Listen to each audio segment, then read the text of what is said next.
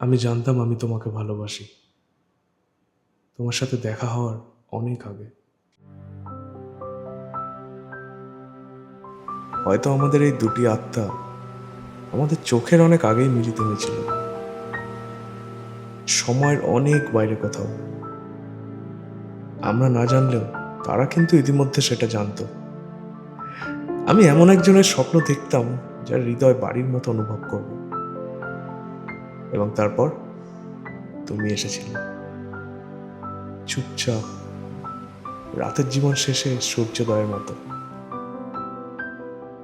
সেই মুহূর্তে আমি প্রেমে পড়িনি, আমার মনে আছে, কারণ আমার হৃদয় সব সময় তোমার ছিল।